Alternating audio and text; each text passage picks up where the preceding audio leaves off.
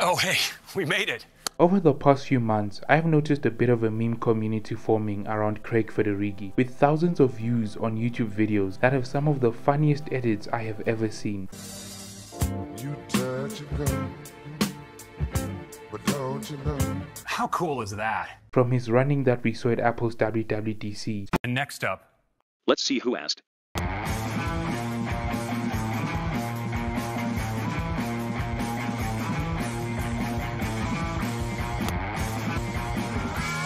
hey, we made it.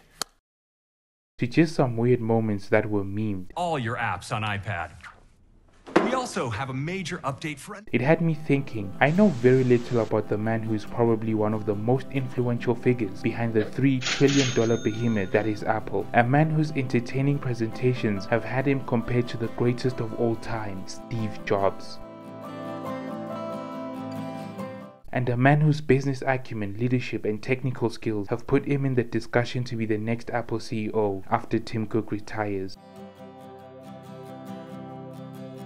His story is as interesting as his personality, from being a high school DJ to being one of the highest paid executives in the world. Here is the story of Craig Federighi, one of the most least known influential tech figures of our time.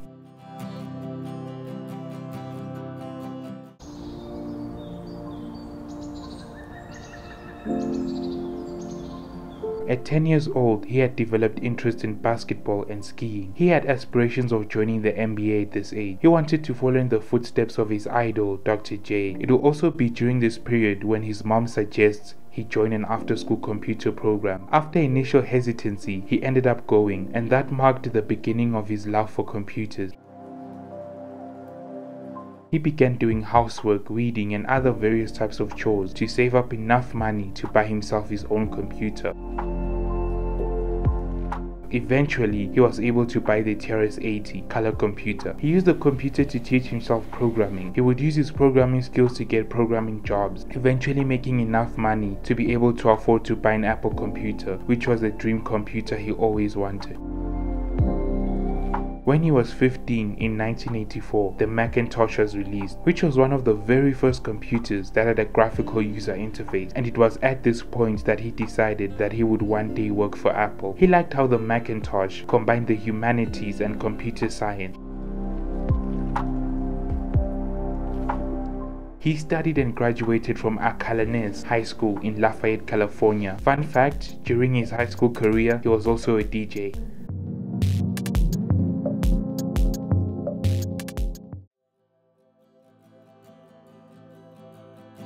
After graduating high school, Federighi went to the University of California Berkeley, where he would study computer science and electrical engineering. In 1988, after Steve Jobs had left Apple, he went to Berkeley where he would present the Next Cube. After seeing Steve Jobs present this machine, he decided that his new goal was now to work for Next instead of Apple.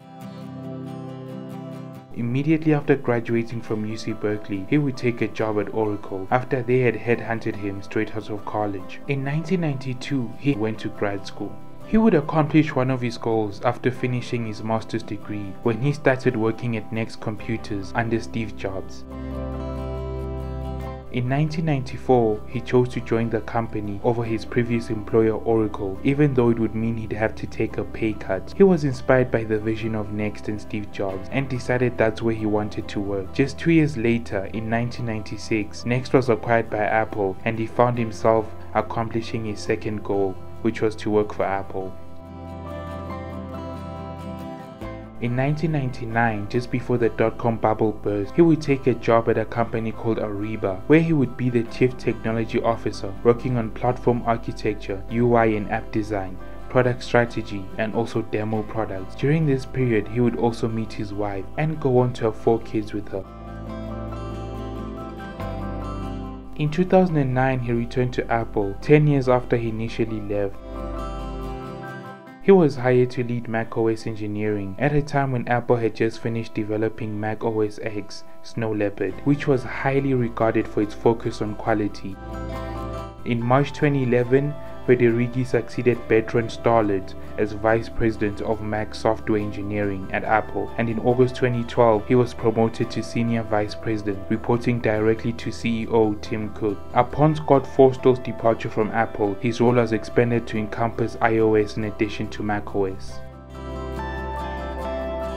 As of September 2016, Federighi was reported to own more than 500,000 shares of Apple stock. If Craig has not sold any stock until the time of recording, his stock would be worth around $360 million.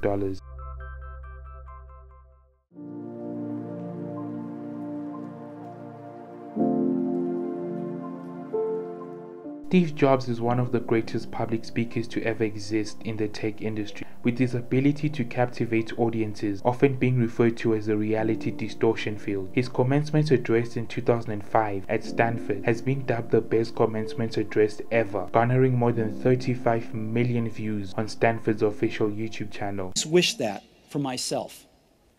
And now, as you graduate to begin anew, I wish that for you. Stay hungry. Stay foolish.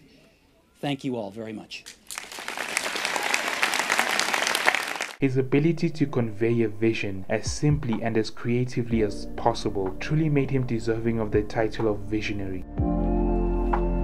But since his passing in 2011, there hasn't been a tech figure quite as well spoken as Steve Jobs, with Apple's current CEO hardly comparing to his predecessor. At certain events, such as the 2013 WWDC keynote, he has had more stage time than anyone else on the executive team, including Tim Cook, the current CEO of Apple, even re-rolling WWDC attendees. Looks like some kind of presentation video, and this one's about the Giants. But have you ever had this happen to you? You're like, where is this audio coming from? Well, now, with just a tap, you can mute it or find out where it came from and shut it down, just like that. This type of humor and his unique personality has seen many compilations of his presentation highlights created that have amassed hundreds of thousands of views per video. But unlike Jobs' bombast and snark, Federighi won over the crowd and Apple fans with self-deprecating humor. From the lock screen. So I can just slide over from the right, and there's my camera. And it's easy to take a picture of my demo notes right there. It's a stark contrast to the serious image Apple often shows. He also cracked jokes about Apple's naming scheme for macOS X versions. Cat-named releases in just over a decade. As we turn our attention now toward the 10th, we've hit a real issue. We do not want to be the first software in history to be delayed due to a dwindling supply of cats. Although Craig can't compare to the captivating presentations of Steve Jobs as the visionary that he was, it is clear that amongst the current executives at Apple, he is the most charming and charismatic presenter and breathes a breath of fresh air into Apple presentations, much like Steve Jobs had done during his tenure. This begs a very important question.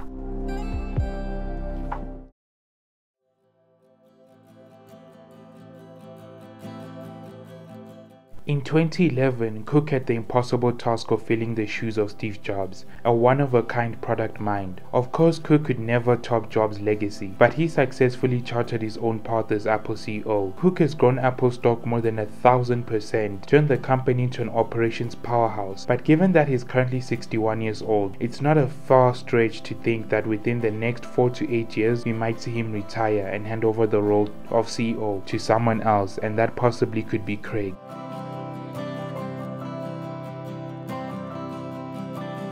Federighi has the charisma and outside support to take the top job. He can run a company as evidenced by overseeing thousands of engineers that push out software upgrades each year. He's about 8 years younger than Cook, has experienced Apple in both the Jobs and Cook eras, and has the technical chops, but only time will tell if he ends up being the next Apple CEO.